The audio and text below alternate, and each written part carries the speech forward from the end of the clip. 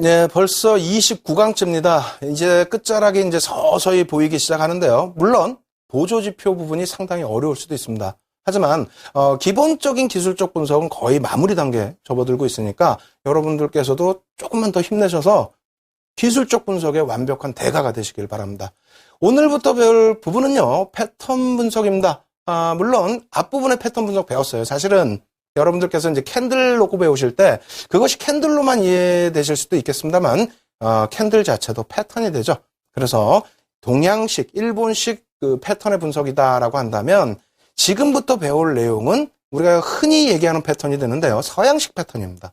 그래서 어떠한 기술적 분석 내용이 있는지 전체적인 그림부터 다시 놓고 보면서 설명을 드려보도록 하겠습니다.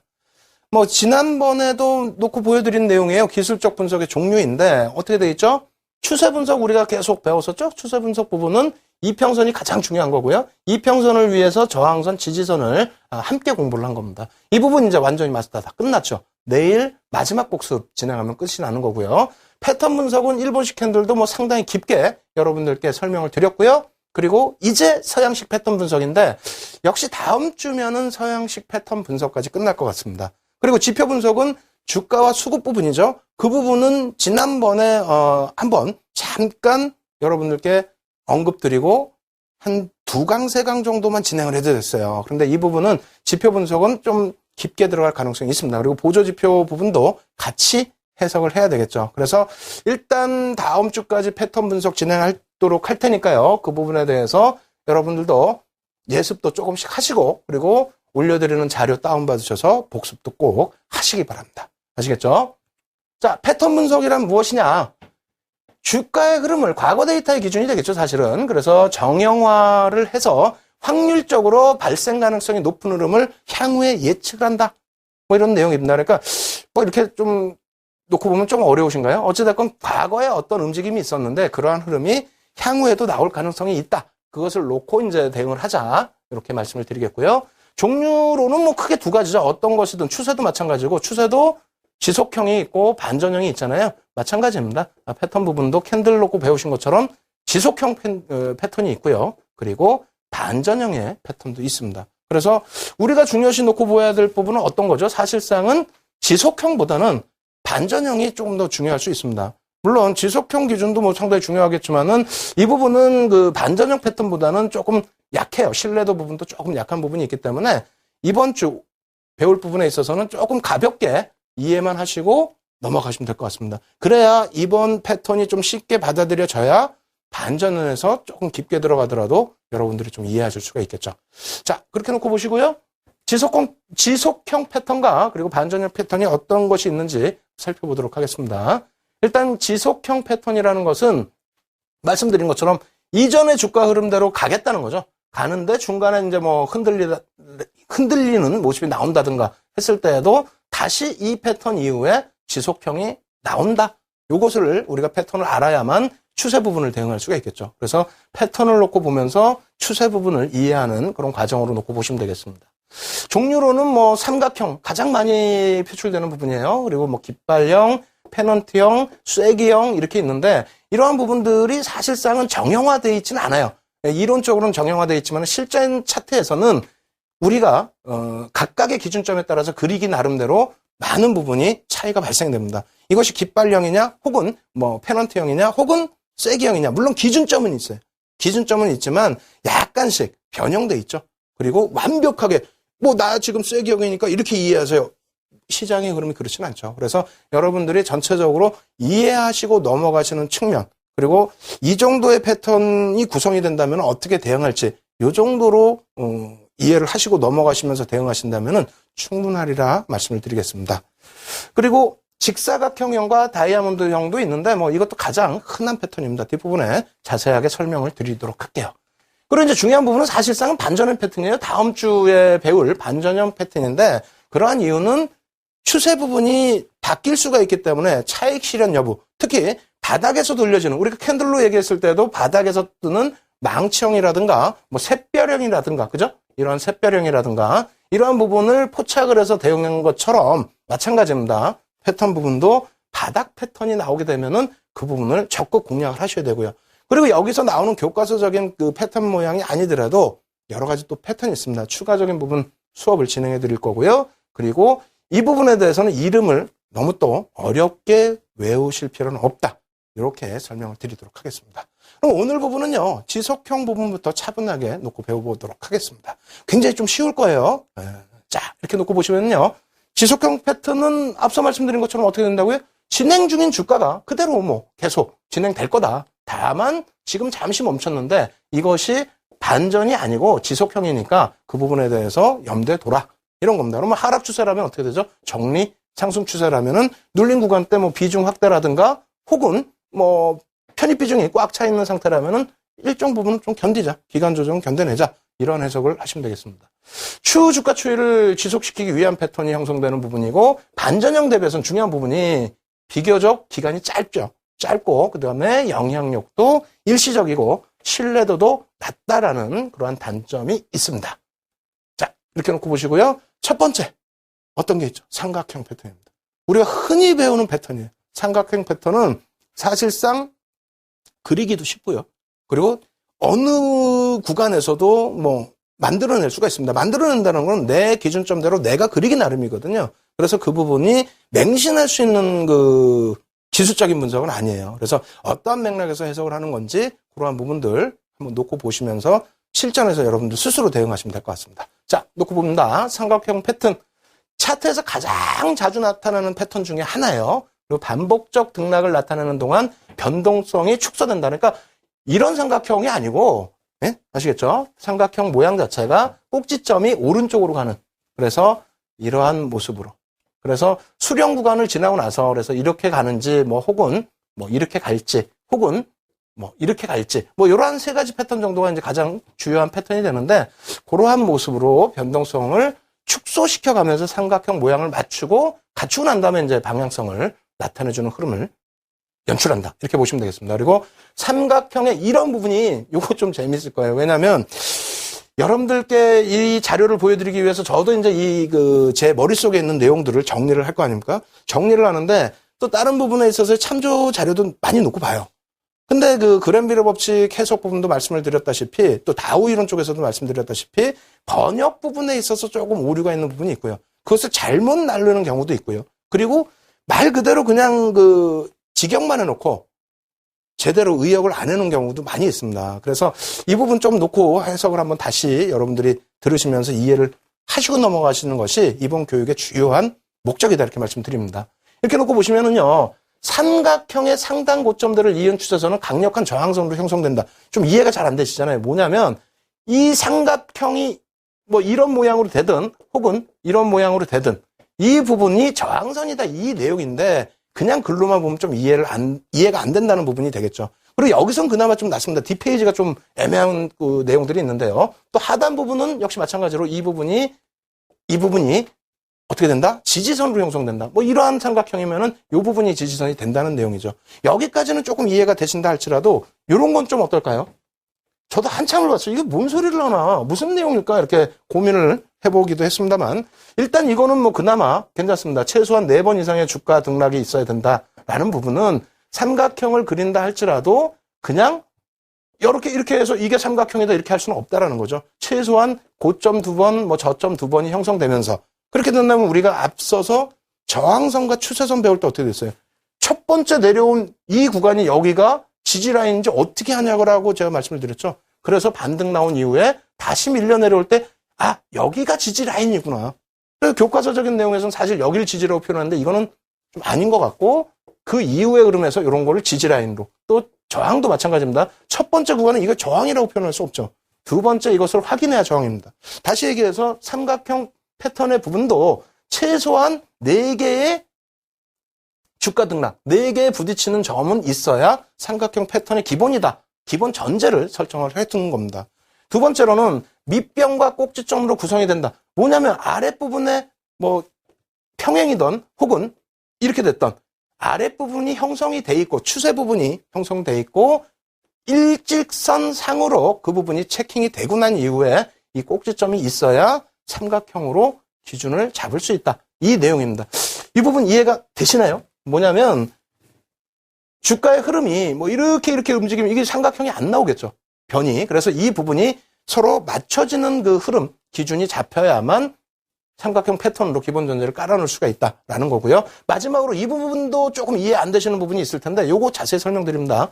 밑변과 꼭지점 간 거리의 3분의 2 지점 통과 후에 추세선을 돌파한다?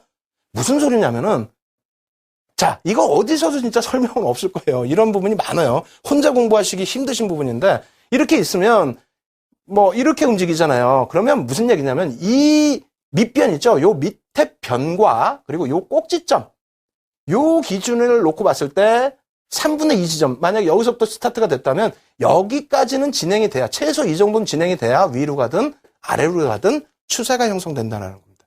여기서부터 그냥 이렇게 가서 이렇게 가는 게 아니고 이만큼 움직여서 3분의 2 이상 움직여서 형성되는 그러한 모습을 우리가 뭐라고 한다고요? 삼각형 패턴이라고 하고 그것이 기본적인 전제다. 그래서 앞서 말씀드린 것처럼 매 주간대로 패턴을 잡고 그리고 그것을 꾸려나가면서 해석을 해서 대응을 한다 말씀을 드렸지만은 그래도 최소한의 기본 전제는 이렇게 깔려있다. 이렇게 해석을 하셔야 되겠습니다. 아시겠죠? 그리고 삼각형 패턴의 종류는 아까 보여드린 것처럼 뭐 대칭 삼각형 뒤에 더 자세히 보여드리겠습니다. 양쪽이 대칭되어 있는 거예요. 뭐 주가가 이렇게 오르든 이렇게 내려왔던 어느 시점에서 저쪽 그 저항 라인을 낮추고 그 다음에 또 지지 라인을 높이고 이런 흐름의 대칭 어느 방향으로든 튀겠죠. 그리고 상승 삼각형, 하락 삼각형 뭐 이렇게 있는데 상승 삼각형의 경우에는 저점을 높이겠죠. 그렇죠? 그리고 하락 삼각형의 경우는 고점을 낮추겠죠. 이 부분도 뒤에서 다시 한번 설명을 드립니다. 자, 대칭 삼각형이란 무엇인지 설명을 한번 드려볼게요. 대칭이라는 것은 앞부분에 지금 다 설명을 드린 거예요. 어떻게 되어 있다고요? 매도와 매수도의 균형으로 그 저점이 수렴된다. 참 어렵습니다. 그냥 뭐 말로만 읽으려면은 이렇게 된다는 거예요.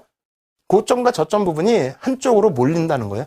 몰려서 요 부분이 수렴된다. 요 내용입니다. 아시겠죠? 그래서 뭐 이러한 그 모습하고는 또 차이가 있습니다. 균형을 이룬다고 했으니까 균형을 이루죠. 어느 쪽으로 한쪽으로 치우치지 않고. 그리고 기존 추세와 같은 방향으로 추세를 지속합니다.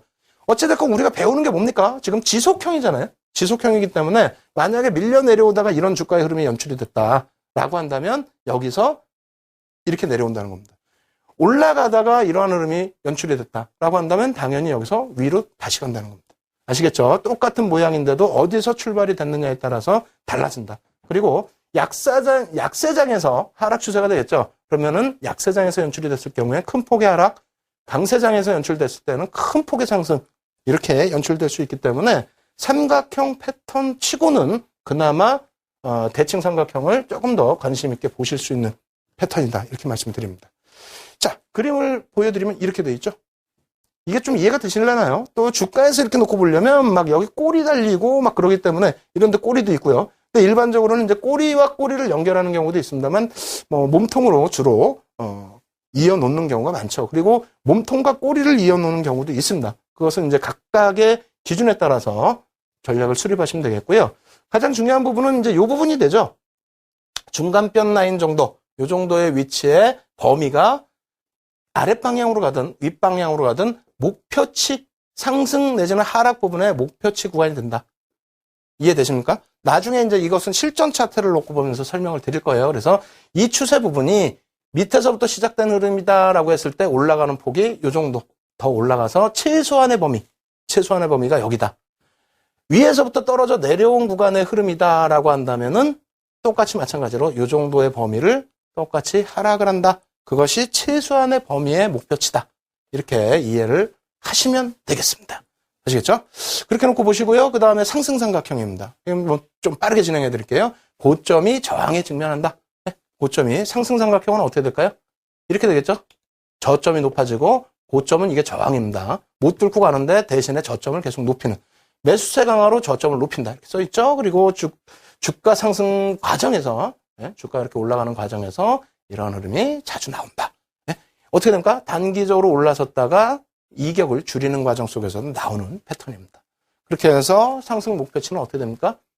이것이 위에서부터 떨어져 내려오는 경우가 드물다는 거죠. 밑에서부터 올라올 때 형성되는 흐름이라는 겁니다. 그래서 저항받는 곳을 첫 번에는 못 뚫지만 또 두 번째도 못 뚫지만은 뭐 이렇게 세 번째 혹은 네 번째라도 뚫는 흐름이 나온다. 왜? 저점을 높이고 있잖아요. 저점을 높인다는 건 뭡니까? 매수세가 점진적으로 요 가격보다 더 위에서라도 매수를 하겠다는 의미로 해석을 할 수 있는 거죠. 그래서 이런 그 패턴 부분을 그림을 이해하시려고 하지 마시고 수급의 힘이 어느 쪽으로 붙어 있느냐. 네? 수급의 힘이 매수가 강하냐 매도가 강하냐 그것을 이해하시면 된다 이렇게 말씀드립니다. 하락삼각형은 반대의 기준이 되겠죠. 저점이 지지선으로 형성되고요. 그리고 이 매수세의 악화로 인해서 고점이 낮아지면서 지지선이 이탈되는 건데 이런 구간이 되겠죠. 이 지지라인은 일단은 가격적인 메릿이 부각이 되기 때문에 방어는 일정 부분 하고 있습니다만 고점을 뚫고 올라서지를 못하는 매수세가 약화되어 있는 거고요. 그리고 매도세 부분이 이 가격에서도 안 팔겠다, 여기서라도 팔겠다 해서 자꾸 주가가 못 올라오는 그런 흐름이 되겠죠. 그렇게 돼서 하락 반전이 되게 되는 경우에는 어떻게 된다고요? 중간 라인의 가장 그 주요한 포인트 부분에서의 범위가 하락 목표치 기준이 되겠죠. 하락. 그래서 이러한 구간에 거래량이 특히 수반이 되는 흐름이 나오게 된다면 어떻게 합니까? 차익 실현 혹은 손절 대응을 하셔야 된다. 그래서 하락 삼각형보다는 뭐 상승 삼각형 기준에서 추세 부분을 못 쫓아가셨다. 그렇다면 이격을 줄이는 횡보 구간이 나타난다. 그럴 때는 어떻게 한다고요? 편입하셔서 윗방향 보실 수 있다는 겁니다. 아시겠죠? 자, 좀 빠르게 진행해 드릴게요. 삼각형 패턴 추세 목표치 어떻게 된다고요? 주가가 저항선이나 지지선 돌파했을 경우에 추세선을 돌파한 수준에서 첫 번째 파동 높이, 첫 번째 파동 그려드렸잖아요. 그래서 그 기준의 높이만큼을 윗방향이든 아랫방향이든 기준 잡으신다고 그림까지 그려서 보여드렸어요. 요거는 꼭 이해를 하시고 넘어가시면 되겠습니다. 아시겠죠? 자, 그리고 직사각형. 이것은 사실상은 삼각형보다도 의미가 조금 덜해요, 사실은. 어떤 거냐면, 뒷부분에 역시 그림 보여드리겠습니다만, 그냥 이렇게 뭐 위든 아래든 한쪽 구간에서 이렇게 형성이 되는데, 짧은 구간도 아닙니다. 수주일 내에서 수개월 동안 걸친 장기 횡보를 한다라는 거예요. 그럼 내 종목이 이렇게 있으면 이거는 안 됩니다. 장기 횡보를 하기 때문에 이런 종목은 좀 배제를 하시는데요. 매수와 이런 흐름이 나오는 이유는 매수 매도의 흐름 자체가 멈춰져 버린다는 겁니다. 거의 뭐 팽팽하게 맞서는 거라면은 그렇다면은 수주에서 수개월이 아니라 단기간에 어느 방향으로든 튀겠죠. 근데 그렇지 못한 흐름이라면은 수주간, 수개월간 이것을 판단하는 기준은 거래량입니다. 거래량이 어떻게 되겠습니까?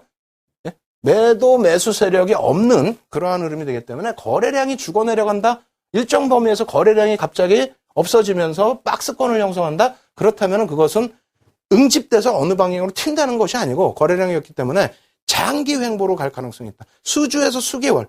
예전에는 그것이 뭐 중기라고 해석을 할 수도 있겠습니다만 지금 어떻게 됩니까? 수주에서 수개월이면 장기죠. 그렇기 때문에 거래량 부분 확인하면서 대응을 하셔야 됩니다. 아시겠죠? 그리고 저항선과 지지선이 수평으로 평행을 놓고 있으니까 사각형이 되겠죠. 그 다음에 최소한 2번의 저항과 지지가 확인되어야 된다. 아까 말씀드린 삼각형처럼 첫 번째 뭐 하나씩만 있고 이것을 뭐 평행이다 그리고 사각형이다 이렇게 놓고 볼 수는 없고요. 최소 2번 이상의 고점, 저점, 지지라인, 저항라인을 확인해 줘야만 이 부분의 패턴을 인식할 수 있다. 이렇게 해석하시면 되겠습니다. 역시 마찬가지로 이제 그림 보여드리면요.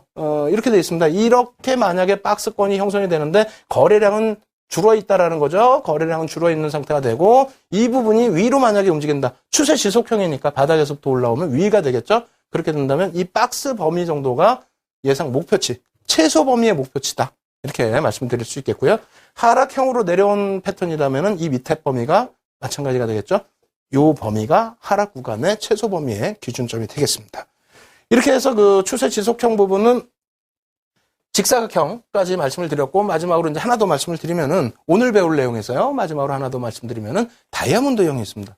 다이아몬드형은 말 그대로 이렇게 다이아몬드처럼 생겨 있겠죠. 그죠? 그래서 이렇게 오든인데 어떻게 됩니까? 이 구간이 변동성이 굉장히 급격히 확대된다는 겁니다. 올라오다가도 올라가서 급격한 변동을 연출을 하는 그런 흐름. 내려올 때도 마찬가지로. 근데 이러한 급격한 변동이 있었다 할지라도 추세는 변형시키지 못하고 움직이던 대로 다시 내려가는 것이 지속형 패턴의 특징이다. 이렇게 이해를 하십시오. 그래서 확대형과 대칭 삼각형이 서로 뭐 합쳐진 모양. 그림 보여드리면 이해가 좀 되실 거고요. 급등락 표출 후에 나타나는 패턴.